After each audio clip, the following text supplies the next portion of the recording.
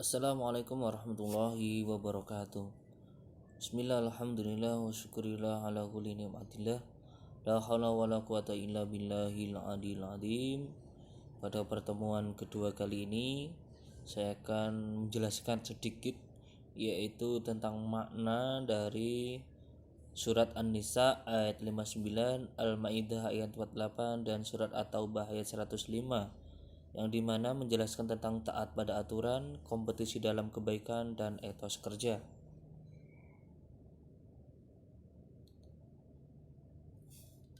Tugas diskusi ini karena pembelajaran daring dikerjakan secara individu. Nanti kalian membuat sebuah tugas mind map atau peta konsep itu tentang kandungan surat An-Nisa ayat 59, Al-Maidah ayat 48, dan surat At-Taubah ayat 105. Ini sesuai yang sudah saya instruksikan di Google Classroom, jadi tidak perlu saya terangkan secara lebih detail. Oke, yang akan saya jelaskan hari ini yaitu tentang taat pada aturan, kompetisi dalam kebaikan, dan etos kerja.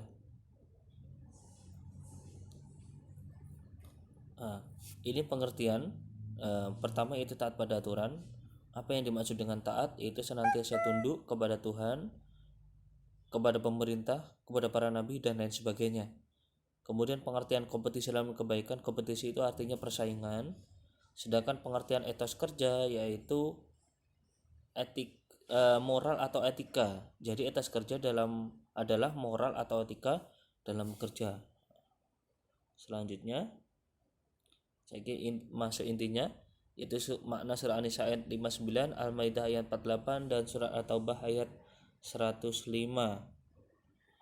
Ini secara garis besarnya bahwasanya kandungan surat An-Nisa ayat 59 yaitu menjelaskan tentang taat kepada siapa? Pertama taat kepada aturan Allah, yang kedua taat pada aturan Nabi Muhammad SAW melalui sunnah al-hadis, dan yang terakhir adalah taat kepada para pemimpin yang dalam lafadz surat An-Nisa ayat 59 yaitu ulil amri, yaitu untuk bertujuan menjaga ketertiban dan ketentraman. Selanjutnya untuk taat pada ulil amri atau pemimpin itu beda dengan taat kepada Tuhan atau taat kepada Rasul atau Nabi. Kalau taat kepada ulil amri itu taat yang bersyarat. Jadi kita taat kepada ulil amri itu ulil amrinya harus tidak bertentangan dengan nilai-nilai ajaran Islam. Kita wajib mengikuti, wajib taat. Tapi kalau bertentangan dengan ajaran Islam, boleh kita menolak atau tidak melaksanakan. Pengertian ulil amri ini menurut pendapat para ahli, pertama ada Abu Ja'far Muhammad bin Jarir At-Taurabi, kedua menurut Al-Mawardi, ketiga ada Ahmad Mustafa Al-Marwi.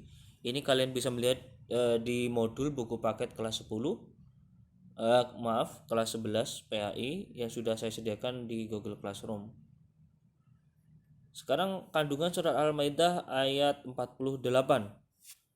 Jadi Allah itu memberi aturan, memberi perintah, memberi syariat, memberi ajaran itu berbeda antara kaum satu dengan kaum yang lain. Contohnya umatnya Nabi Muhammad dengan umatnya Nabi Isa itu peraturannya, ajarannya berbeda. Walaupun seperti itu, walaupun berbeda aturannya, ajarannya, tetapi kita harus mencari ridho Allah, yaitu melaksanakan ajarannya dengan yang benar.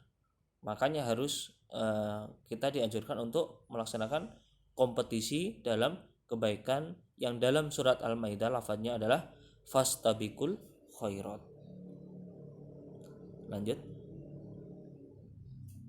Slide berikutnya, ini kompetisi dalam kebaikan. Ini secara kebesarnya adalah hidup adalah kompetisi untuk menjadi yang terbaik. Jadi hidup itu ya harus bersaing menjadi yang terbaik. Berlomba-lomba dalam kebaikan.